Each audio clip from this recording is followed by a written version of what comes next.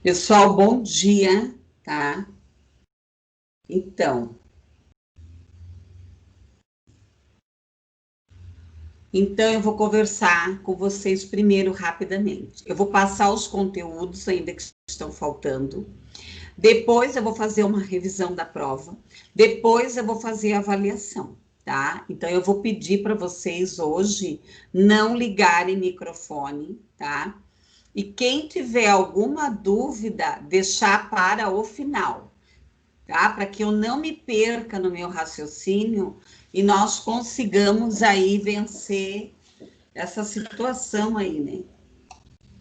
Porque marcaram prova assim, né? Tudo em cima da hora e ficou complicado. Mas é o que tem para hoje. Então vamos lá. Hoje vai ser complexo.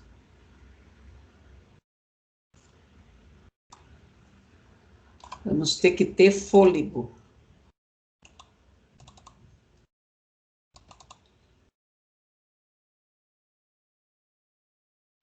Tá. Então a aula de hoje tem a aula 9 a 10. Eu vou começar pela aula 9. Tá? Então vocês já podem aí, tá? O que que eu vou pedir hoje? Assistam a aula, peguem papel, caneta e vão anotando, tá? E vão anotando. Então eu vou pedir para não me chamarem. Só se acontecer alguma coisa, cair o sistema, daí alguém me chama aí. E o Ivan, eu quero que você fique de olho se tiver microfone ligado, tá? Para mim, tá bom? Então vamos à aula. Pessoal, deficiência intelectual, nós não havíamos trabalhado ainda, tá? E existe no ensino regular, né, muitos estudantes que têm deficiência intelectual com laudo. Nós temos lá o deficiente intelectual leve, o moderado e o severo. Então, o que é a deficiência intelectual? Ela diz respeito a quê? Ao baixo, a um intelectual baixo da média, dentro das limitações dela, das habilidades de autocuidado. Está reconhecendo errado, mas é assim agora. Autocuidado, as relações sociais, o desempenho na família, na comunicação, na independência, na saúde, na segurança, no desempenho escolar, no lazer, no trabalho. Tá? Como que é feito o diagnóstico? Da mesma maneira que são feitas as demais deficiências. É encaminhado para uma equipe interdisciplinar e é realizado a ADP, Avaliação de Desenvolvimento, psicossocial, psicopedagógico ou psiconeurológico, geralmente é ADP, Avaliação de Desenvolvimento Psicoeducacional, né? Às vezes muda aí um pouco o nome, tá? Já tem microfone ligado, gente, é impossível, tá? Por favor, por gentileza, eu vou dar o meu melhor hoje para nós vencermos aí essa questão, né? Eu podia ser uma professora dizer, ai, né? O calendário, eu não vou dar o conteúdo, tá? Então vamos fazer, cada um fazer a sua parte aí. Ok? Então é feito toda essa parte, a anamnese avaliada, é feito as provas operacionais, é avaliado a questão acadêmica, é feito, aplicado o VISC, que é um teste de inteligência, ou outros testes também que existem aí, tá? Aqui nós temos, então, o coeficiente intelectual, tá? Isso foi organizado pela Organização Mundial da Saúde. Então, menor de 20, profundo, entre 20 e 35, agudo grave, 36 e 51, moderado, 52 e 67, leve. Lembrando sempre, tá? Que nós não podemos sermos radicais. Tá? Bem lá atrás, eu já expliquei para vocês, eu já contei toda essa história para vocês, que se aplicava teste e acabou. O teste era que ia bater o martelo. Não, nós temos que avaliar o estudante no contexto. Agora, quem vai realmente determinar, né? Vai realmente determinar, tá? Determinar o coeficiente, que é o teste do vício, que ele é um instrumento preponderante. Mas, para ser deficiente intelectual, ele tem que ter, em mais de uma área, de 2 a mais áreas, o coeficiente intelectual abaixo da média, tá? Então, nós temos que tomar o máximo de cuidado ao classificarmos um deficiente intelectual, tá? Eu falo que o deficiente intelectual, ele é o sofrido. Por quê? Porque muitas vezes ele só vai ser percebido quando ele adentrar na alfabetização. Daí, o primeiro aninho, vamos deixar mais um pouco. O segundo, vamos dar mais uma chance. Daí chega lá no terceiro e ele não vai nem para frente nem para trás. Esse olhar, essa possibilidade de quê? De romper as barreiras físicas, psicológicas e tantas outras que nós já discutimos na nossa aula. Nós já discutimos bastante essa questão. É o olhar que vai diferenciar. Tá? É a maneira do acolhimento, do estímulo das possibilidades. Então, o deficiente intelectual leve, geralmente ele fica no ensino comum. Como Curitiba, a Prefeitura Municipal de Curitiba, ela tem as classes especiais, então, se ele não consegue se alfabetizar dentro do ensino comum, ele vai para a classe especial, temporariamente, até ele se apropriar da escrita e da leitura, tá? Porque ele é transitório e daí ele retorna para o ensino comum. O que é a deficiência? Uma estrutura cognitiva inacabada para Piaget. Vocês já estudaram Piaget. Piaget coloca lá a questão das estruturas mentais, da acomodação, da assimilação, decorre de uma ação sobre o sujeito. Tá? Eu vou favorecer a construção do conhecimento, o desenvolvimento das estruturas cognitivas. Bom, para Vygotsky fez pesquisa. Piaget ele não se aprofundou, tá? Tanto na área da deficiência, mas o Vygotsky fez alguns estudos. Tem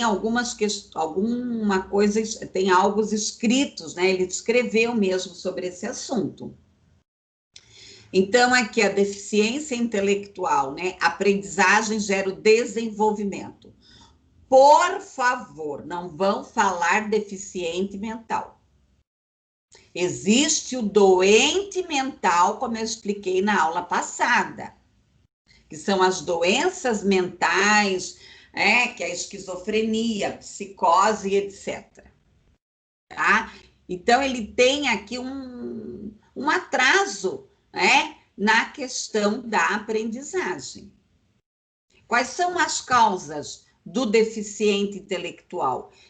As mesmas que nós estudamos lá atrás, perinatal, pós-natal, tá? Vai depender, né? A questão da alimentação, a desnutrição é uma questão que leva à deficiência intelectual, tá? Por quê? Porque os neurônios nascem até os 6 anos, só.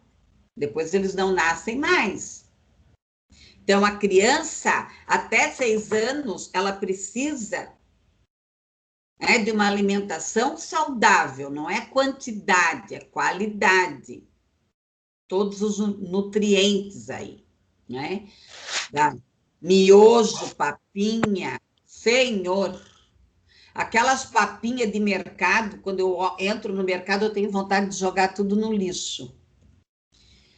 Ó, perspectiva, né? 80% dessas pessoas que são ditas lentas, tá? Vocês vão achar ainda nas bibliografias deficiente mental, lenta, retardado, né? Tem uns nominhos aí que é tão feio, né? Aquisição de outras competências. 13% terão muito mais dificuldade na escola. Então, claro, pessoal, aquela pessoa com deficiência intelectual aguda é difícil. Então, o que eu vou trabalhar? A autonomia dela. Aqui, pessoal, nós temos o quê? As habilidades intelectuais. Qual é o funcionamento aqui? O comportamento adaptado, a participação em interações de papéis sociais, a saúde e o contexto. Então, é dentro desse modelo teórico que quem for fazer a análise, o laudo desse estudante, deve ter este olhar, tá? Aqui, né? 3 critérios: o funcionamento intelectual da pessoa, o comportamento adaptativo, a idade, né, que manifesta sinais, indicadores de deficiência intelectual. Você começa a perceber, né? Às vezes tem mães que comparam os filhos. Puxa, o meu filho andou antes, o outro, tá? Compara criança com criança e percebe que tem um atraso. Então, o deficiente intelectual, às vezes, é difícil de você perceber. Nós tivemos um estudante que ele foi encaminhado para o mundo do trabalho, né, para o mercado de trabalho, ele foi trabalhar no supermercado, pensa um piá bonito. E ele estava feliz da vida, ele ia um tempo no contraturno na escola e outro ele ia trabalhar. Já andava de ônibus, sozinho e tal. E ele era um piá bonito, assim, ele começou a paquerar com uma moça no mercado. E daí, quando a moça descobriu que ele era, ela não quis mais ele. Daí ele se desestruturou totalmente, né? Passou por um momento bem difícil. O que eu tenho que trabalhar aqui? A escola, o professor, a família e o apoio especializado. Tá? Então, não é simplesmente, né, jogar esse estudante ou na classe especial ou lá na escola, não. Tem que fazer o acompanhamento. Tá, pessoal? Isso é bem sério. Medidas proveitosas, envolver os colegas. Então, uma dica, pessoal, é o processo de aprendizagem em pares. Então, como que você organiza a sua sala? Você coloca lá um estudante que sabe matemática com um que não sabe. Um que sabe ler com outro que não sabe. Tá? Eu faço isso na minha sala. Às vezes eu coloco o guarda-pó, né? Tem uma lá que ela adora colocar o meu jaleco, tá? Né? Ela ama o meu jaleco, tá? Daí ela ajuda os demais, tá? Aqui, ó, forme grupos cooperativos. puxa, né? Eu tenho lá 5, 6 estudantes que não sabem matemática, e eu tenho um que se sobressai. Ele, né? Eu monto grupinhos. Por isso que eu falo, o professor, ele só se desgasta quando ele não sabe usar estratégia. Coloca aquele grupinho, ou chama um estudante da outra sala, né? Para vir dar aula para aquelas crianças. Utilizar materiais concretos, visões simplificadas, evite discurso não pode, não sabe, não faz. Outra coisa, o deficiente intelectual, você precisa, tá? Você precisa trabalhar com ele gradativamente. Você vai dar uma ordem de cada vez. Então, eu faço muito isso. Ah, vai buscar o grampeador, tá? Mas é uma ordem, né? Às vezes chega na frente da diretora e não sabe o que vai pedir, tá? Por quê? Porque nós temos a memória a curto prazo, a memória a longo prazo e a intermediária. O deficiente intelectual, ele tem uma memória a curto prazo. Para ir para a intermediária, aquela informação, e ir para a memória profunda, demora. Por isso que nós trabalhamos muito a repetição. Aprenda tudo o que puder, reconheça o seu empenho, desenvolva competências de vida diária, trabalhe com os pais, né? Trabalhar aqui o investimento no raciocínio lógico-matemático. Então, tem estudante que tem muita dificuldade. O intelectual, ele tem dificuldade no pensamento lógico-matemático. Estimular a percepção, discriminação, generalização, motricidade, autonomia, independência, comunicação, habilidades sociais. Trabalhar o mundo no concreto. Haja naturalmente, né? Trate ele de acordo com a idade. Então, por favor, prestem atenção no que eu vou dizer agora, que é grave, tá? Você tem que tratar ele não de acordo com a questão intelectual dele. Você vai tratar ele de acordo com a idade cronológica. Eu já dei aula para adultos. Então, tinha lá 20, 25 anos, eu tratava como adulto. Um dia eu entrei numa sala, a professora assim, com um adulto. Ai, que... Outra coisa, pessoal, usar diminutivo não se usa nem com criança pequena. Diminutivo, apelido, abreviar, tá? Não o ignore, né? Dê atenção, converse, não super proteja. Eu não protejo. Eu tinha uma sala, a última sala que eu trabalhei com adultos, gente, eles resolviam tudo. Quando eu via, um já saía da sala, já ia buscar o diário, o outro já ia dar recado para a diretora, o outro já ajeitava a sala, eu ficava sentada. O outro já entregava os cadernos. Eu não fazia mais nada, gente. Nada. Só ficava ali, ó, coordenando. E sabe, dá licença, saiu, iam resolver as coisas deles, já voltavam. Eu fiz um projeto dentro da escola, então eu fazia pastel para vender, eu fazia bolo para vender, né? E eles vendiam, eles saíram para vender. Tá? Então, é isso. Pessoa com deficiência múltipla, pessoal. Então, essa é a deficiência intelectual. Deficiência múltipla, ela vai ter mais do que uma deficiência. Aqui ficou tudo grudado. Eu tinha separado.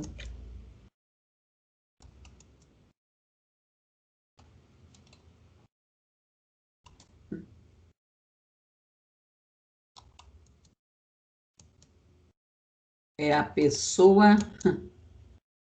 Mas olha só, o que é isso, gente? Ai, esses slides. Então, é a pessoa que tem duas ou mais deficiências. Então, o estudante que tem síndrome de Down, ele tem deficiência intelectual? Tem. Sim, ele tem. Tá?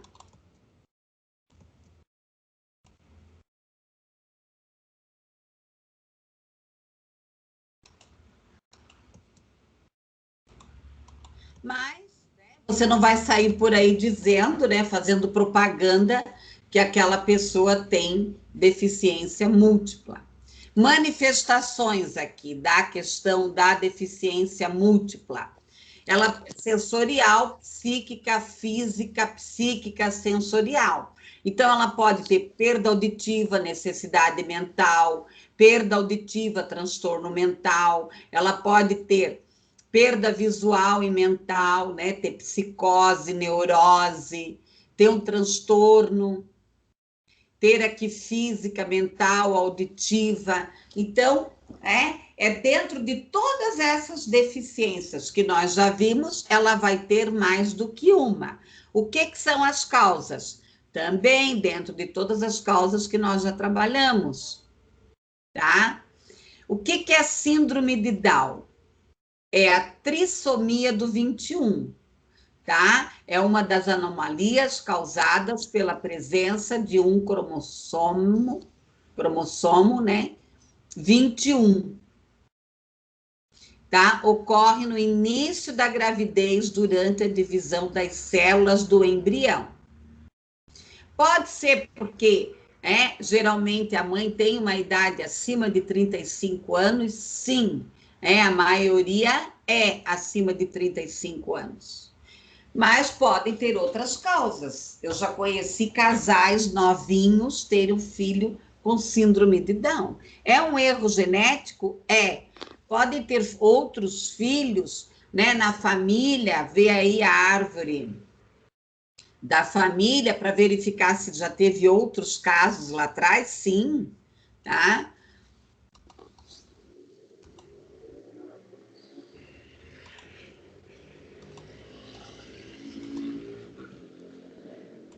Pessoal, tem microfone ligado, gente? É impossível, né? Tá acabando o semestre e ainda tem acadêmico que deixa o microfone ligado.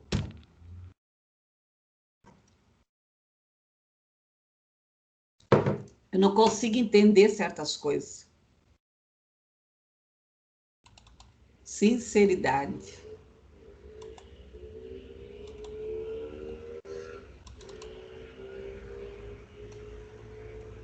Vamos lá, então.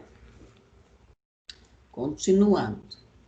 Aqui nós vamos falar um pouco mais sobre a questão do currículo, que nós já discutimos, a questão da adaptação.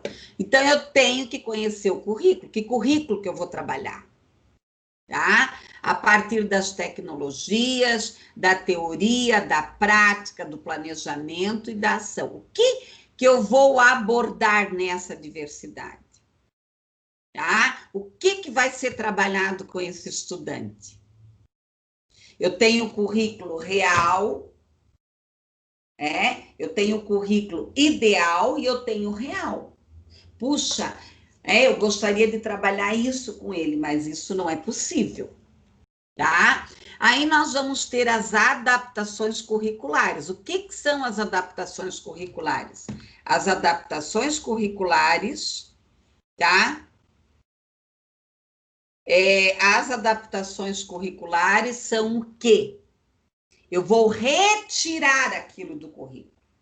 Por isso que tem muitos pesquisadores, estudiosos da educação especial inclusiva que são contra, né? Que são contra a questão da adaptação curricular, mas às vezes não tem como. O estudante não vai dar conta. Pequeno porte, quem é responsável? O professor, o pedagogo, a equipe pedagógica. Grande porte, a administração. O que é de pequeno porte? É aquilo voltado para os conteúdos. Grande porte. Ah, precisa de uma cadeira, de um computador, de um banheiro, de um mouse, sei lá, tá? Pequeno porte, eu tenho que trabalhar aqui quais são os objetivos, os conteúdos, o método de ensino, o processo de avaliação, a temporalidade. Lembrando que cada deficiência tem as suas especificidades. A mesma coisa a adaptação de grande porte. O ambiente físico específico, os equipamentos, adaptação de grande porte, né? Capacitação contínua dos professores. Então, por favor, né? Se alguém acha que, vou chamar um profissional, vai lá dar uma palestra, eu conversei com o acadêmico mais de 2 horas explicando para ele. Não dá. Inclusão é uma construção. A formação tem que ser contínua. Efetivar, a questão aqui da transformação setorial aqui, tá? Setorial. Tá dando erro ali, mas sei lá, é transsetorial. Tá? A efetivação dessas ações do que? Da interdisciplinariedade. Eu já trabalhei com vocês a questão da interdisciplinaridade lá na didática. Tá? O que é a equiparação de oportunidades? Praticamente, todo esse conteúdo nós já vimos.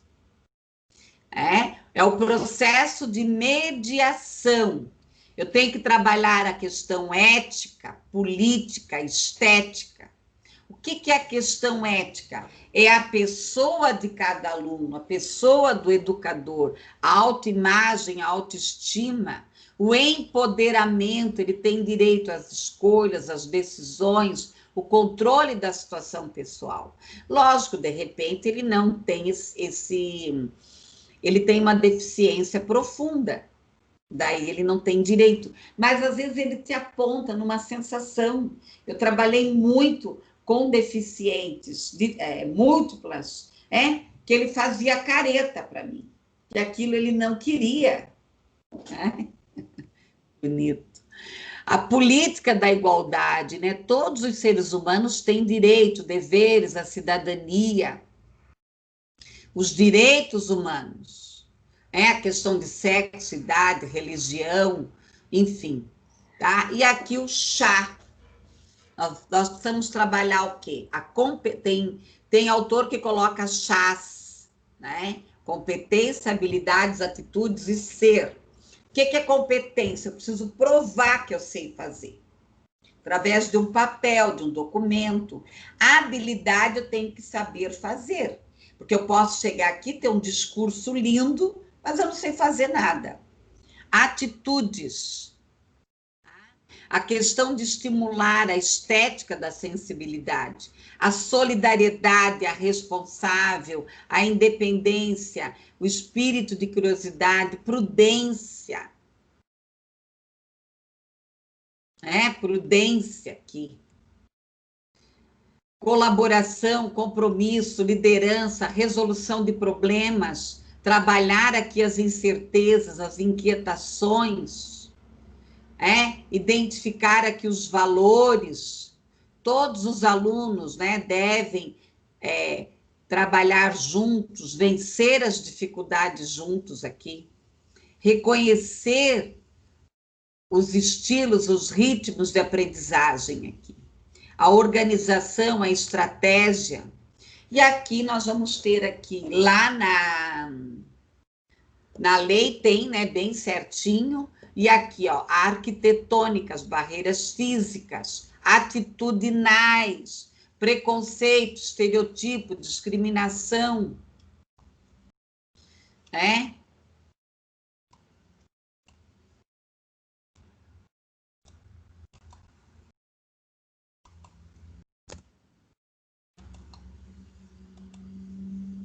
interpessoal, aqui a questão da comunicação, metodologia, verificar os métodos, as teorias, as técnicas. Aqui, ó, as ferramentas. Que instrumentos que eu vou utilizar? Uma mesa, uma cadeira, uma tesoura, um lápis? Sem barreiras invisíveis. O que é a programática? A escola finge que ela é inclusiva. O professor finge que ele é inclusivo. E assim vai indo. Atos aqui pedagógicos, aqui, a cooperação, envolvimento dos pais, liderança, colaboração. Tá? A questão aqui da aceitação incondicional. Revisar a avaliação, dar suporte, instrumentar, aprendizado cooperativo, abordagem de linguagem, apoio, ensino em equipe, suporte para os alunos, acessíveis, transporte, trabalhar com serviços terapêuticos, tecnologia assistiva, que nós já vimos, comunicação alternativa, as tecnologias assistivas, projetos, desenvolver projetos, trazer a comunidade, fazer parcerias.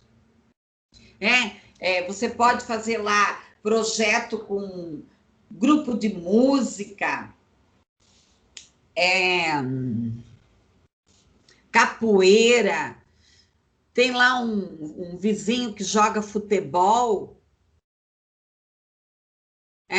tem lá um jogador de basquete, sei lá, tá? Saindo da sala de aula, trabalhar com a comunidade, com oficinas, exposição, técnica de estudo, estudo dirigido, debate, seminários, cantos de aprendizagem, centro de interesse, laboratórios. Temos aí as metodologias ativas também, a questão da metacognição, da neurociência, tá? O desenvolvimento aqui da possibilidade pedagógica e o ciclo de avaliação. Avaliação escolar, o ideal é a diagnóstica, mas, logicamente, a avaliação diagnóstica, ela precisa caminhar junto com a avaliação formativa, porque ela vai formar pessoas. O processo útil que beneficia todos os envolvidos. Aqui eu peguei do Ivo Botti. Procurem sobre avaliação, os livros, os artigos, a pesquisa do professor Ivo Botti. O processo viável, que possibilita o quê? A viabilização da sua execução. O processo exato. O professor Ivo, ele sempre coloca que a avaliação, ela deve ter o quê? O bom senso. Tá? Quais os instrumentos que eu vou usar? O processo ético da questão social, através da transparência, explicar o que você está avaliando, tá? Então, representa uma relação aberta entre professor e aluno, é uma reflexão, porque o professor precisa também se autoavaliar e o estudante também. Uma aproximação harmônica, um diálogo entre o estudante e o professor. Então, um desenvolvimento de responsabilidade, de formação permanente, tá? De formação aqui permanente. Domínio do processo de trabalho. Ok? Pessoal, alguma dúvida desses conteúdos que eu trabalhei? Alguém quer fazer alguma pergunta?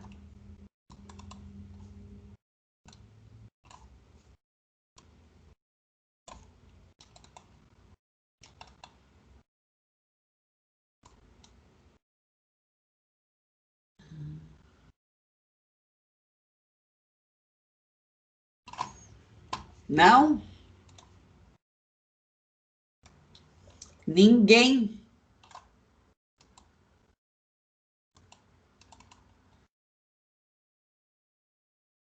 Muito bem, Michele, obrigada. Tá tudo certo por enquanto, né, Michele?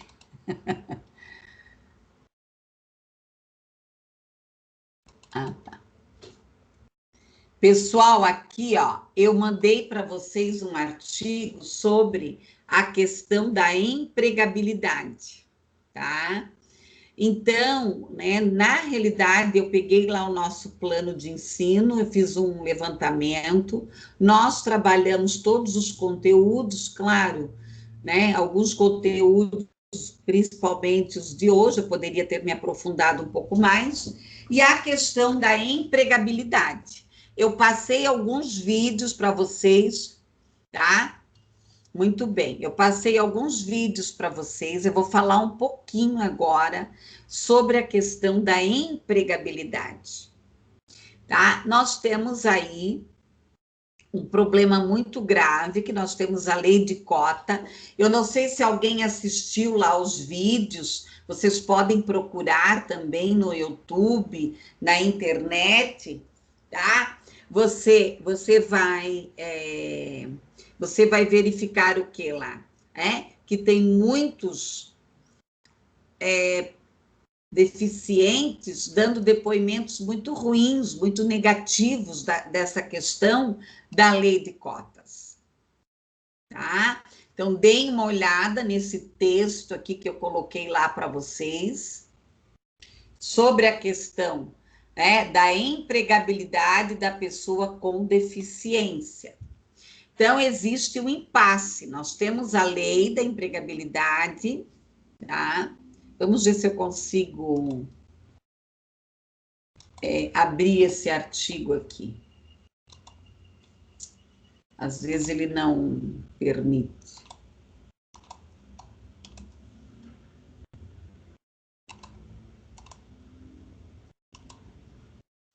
Ah, ah.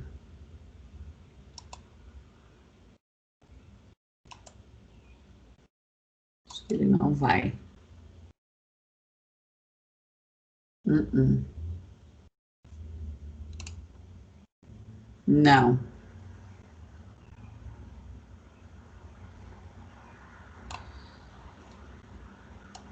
Ele não vai permitir, tá? Mas assim, esse artigo ele faz um apanhado das leis, né, de cota. O maior impasse que existe aqui é as empresas reclamam que os deficientes não têm formação. Mas felizmente isso tem ampliado. Outros preferem não trabalhar para não perder o benefício. Porque o benefício eles recebem. Só que é feito também uma análise lá para verificar a questão econômica da família. Então, nós temos aí em Curitiba a Unileu, que faz um trabalho bem interessante nessas questões, tá? Então, eu deixei esse artigo aí para vocês lerem sobre a questão da empregabilidade. Também, eles sofrem da mesma questão da inclusão na escola. Tem alguns que se dão bem, são acolhidos, a empresa investe, trabalha, e tem outros que as empresas elas contratam apenas para cumprir a lei de cotas, tá? Então, vamos lá.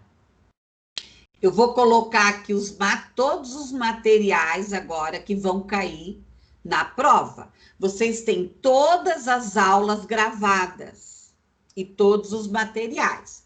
Então, aqui, esse artigo aqui sobre a questão da flexibilização, a lei de inclusão, tá? A lei de inclusão. Eu vou colocar todo o material aqui, que daí se alguém não tiver, tem aqui.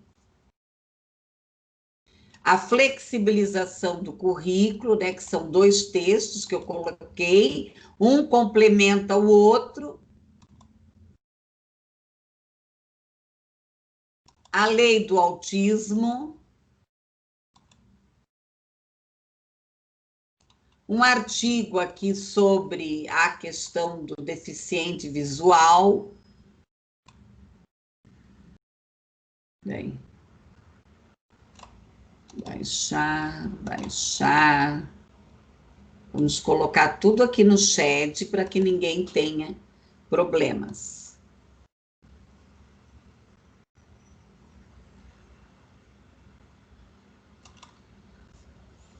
Que mais aqui? Um artigo sobre deficiência física, que são todos, esses artigos são para complementar os slides, tá? E as explicações aí da aula. Aqui a escola e o autismo também. Então, cada assunto eu encaminhei um artigo. Quem deixou para estudar tudo em cima da hora. Ó, altas habilidades.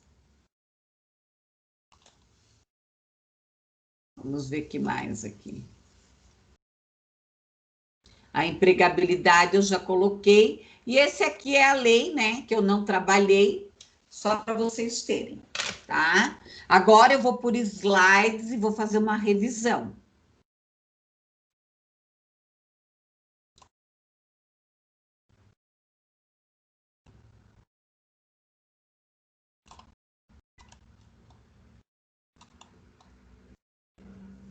Deixa eu só abrir aqui para não dar problema. Vamos lá. Vou colocar os slides também.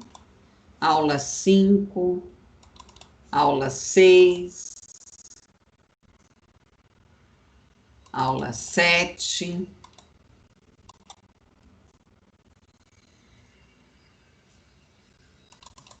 E aula 8. Aula e 10. Que eu e 10. Tá? Então, vamos lá. Terminar aqui.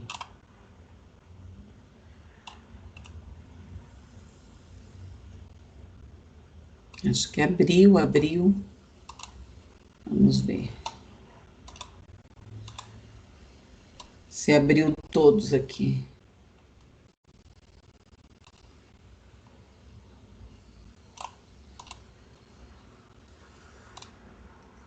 Tá indo. Opa, não precisa abrir. Tá ok? Então, tá todo o material tá aqui, né? Se alguém se perdeu aí pelo WhatsApp, também o material está lá no Jacad. Ok? Então, ninguém tá sem material aí. E as aulas estão todas gravadas, né? Pessoal, o slide 5,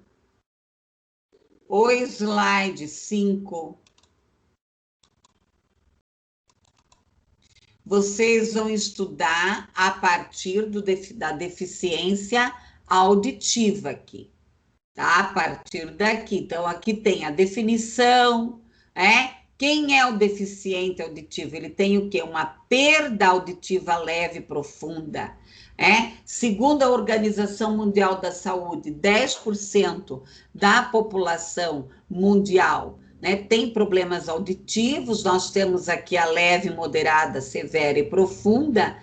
Temos a causa pré-natal, perinatal e pós-natal. Aqui a questão da língua brasileira de sinais, tá?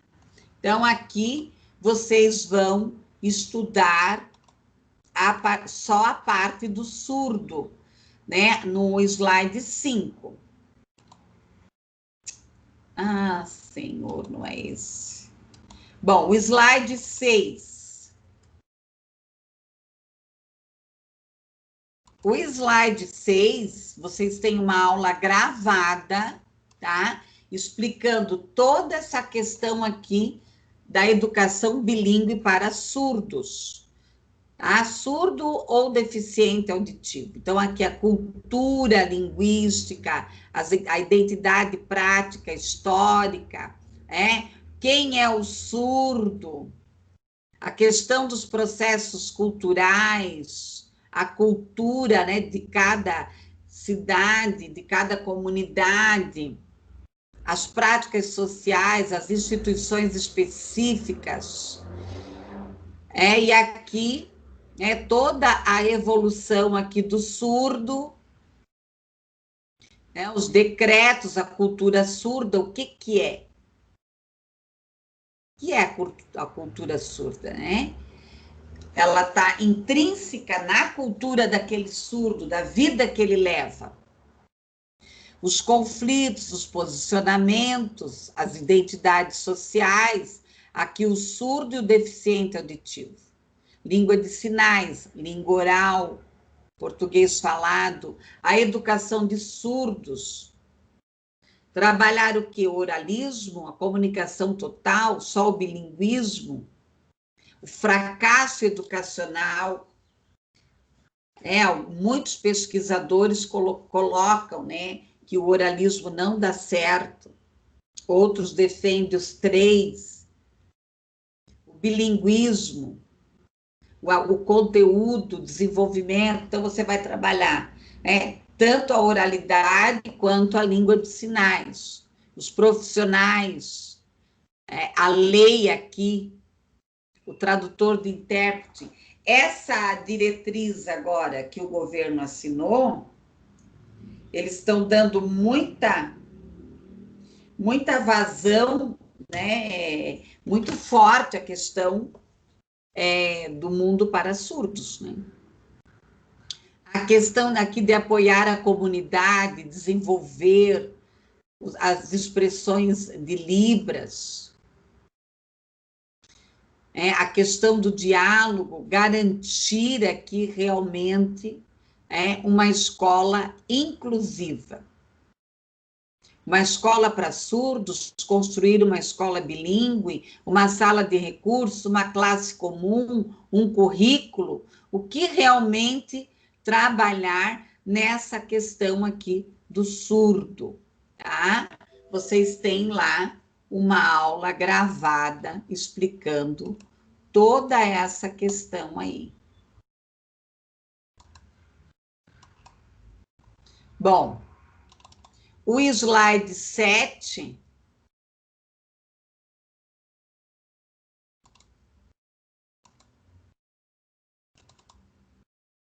Vamos ver o slide 7 aqui. Aqui nós trabalhamos a deficiência visual, a questão da cegueira, a questão do sistema do Braille, os equipamentos aqui que o cego usa, a questão do JAWS, do 2Vox, do MDV. O MDV, quem tem curiosidade, pode baixar no seu computador gratuitamente.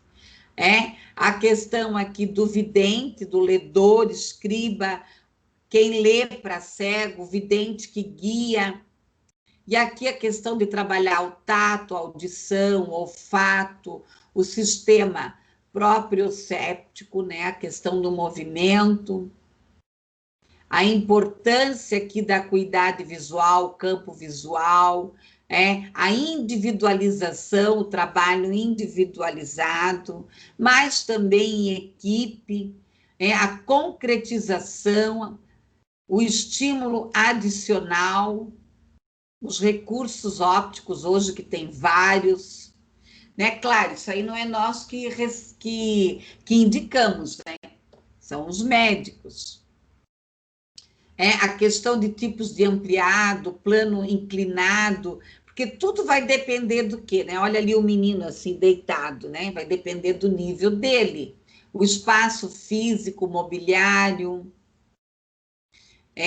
a escola preparada realmente para recebê-lo, a questão da comunicação, do relacionamento, o sistema de Braille aqui, tá? Sugestões de atividade, o Soroban, que é a ferramenta utilizada para ensinar matemática, a origem aqui, a história, né, dos cães-guia, os nossos cães aqui que nós conversamos, o treinamento, eles também se aposentam, o papel da família, a deficiência física, que se caracteriza aqui pela interrupção dos movimentos, vai ter um atendimento especializado de acordo com o quê? Com cada especificidade, tá? A tecnologia assistiva, auxílio, aqui a questão, né? A escola, ela é excludente, ela separa, ela integra ou ela é realmente inclusiva? E aqui a tecnologia assistiva, né? Nós temos aqui a apresentação de vários recursos que vão estar auxiliando, desde o mouse, um lápis, uma tesoura, um computador, um material adaptado, e a comunicação alternativa, que ela tem o objetivo de dar voz a quem não tem. Pranchas fixas na parede, pastas, fichários, objeto concreto, como eu já falei anteriormente, eu tenho muitos objetos em miniatura. Tem que cuidar, né? Não pôr na boca. Você sempre vai criar de acordo com a realidade de cada um. Aqui vários objetos adaptados, tá? Próteses, né? Órteses, que é um apoio só. A postura, né? Aqui, olha, a possibilidade dessa menina, né? Auxílios de mobilidade. Então, tem muita coisa aí, que às vezes, ir atrás, né? Junto com a família, ir atrás. A aula 8, nós trabalhamos a questão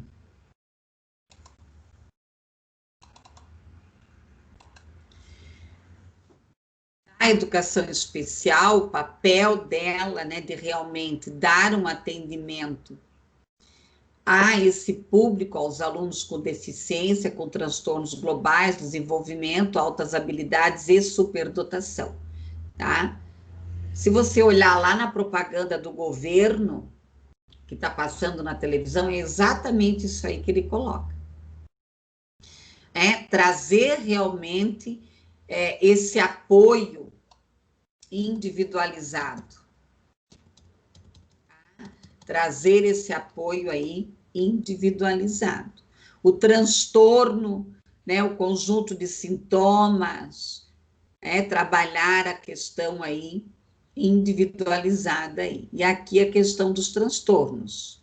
Então, nós vamos ter aí o autismo, tá? Que é um prejuízo, que é o TEA, né? Transtorno do espectro autista, que é um prejuízo no desenvolvimento da interação social, tá? Que possui aqui movimentos repetitivos, estereotipados, que vai ter atrasos aqui, infelizmente, né? Significativos, e que a ciência ainda não descobriu na totalidade as causas, existem hipóteses aqui levantadas, tá?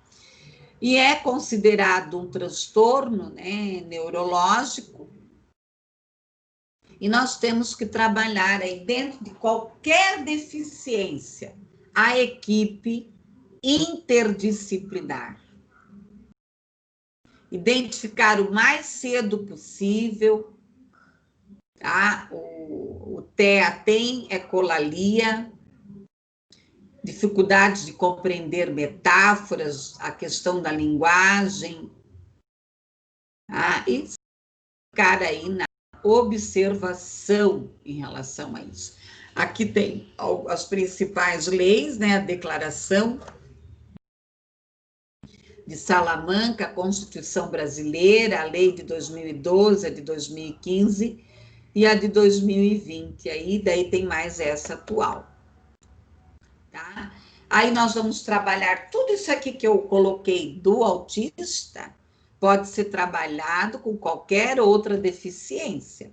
Então, currículo adaptado, flexibilização, sala de recursos de aprendizagem, a multifuncional, método TIT, ecoterapia, ABA, método de alfabetização, atividades de vida diária, comunicação alternativa, o ensino híbrido, a questão da síndrome de Rett, que infelizmente é uma desaceleração do crescimento do perímetro cefálico, ela tem muitos estereotipos do autista, tá? Então, ela tem uma questão aí do autista.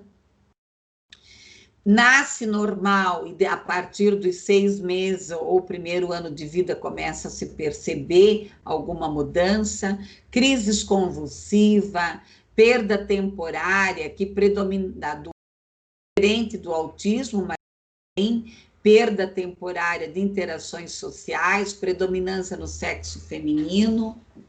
Aqui o transtorno de Asperger, né, que juntaram aí com a questão do autismo, que ele também tem padrões repetitivos, atrasos motor, na fala, nas relações, tá? Aqui dificuldade de interação social, falta de imaginação, interesse, a alteração de rotinas, regressão aqui no funcionamento, na linguagem, nas habilidades sociais, apresenta déficits aqui sociais, né, o transtorno desintegrativo global, né? Aí nós discutimos aí um pouco dessa questão dos transtornos.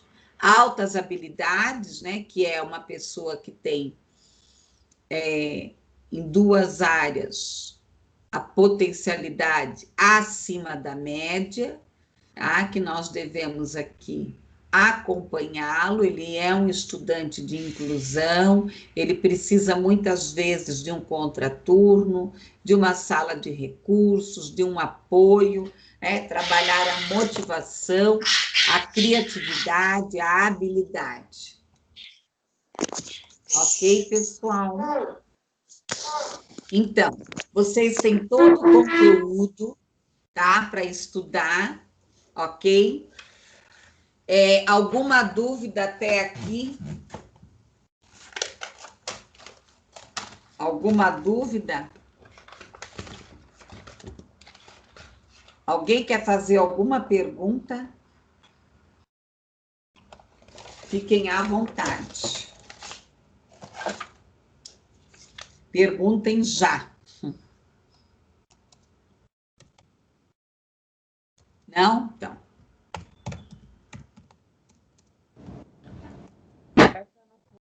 A nossa questão de avaliação agora, né? Valendo 2 pontos, vai ser a seguinte, tá?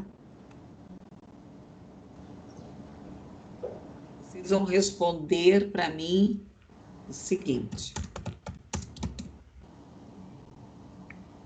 Você aprendeu nesse bimestre, achou disso, né? Se você tem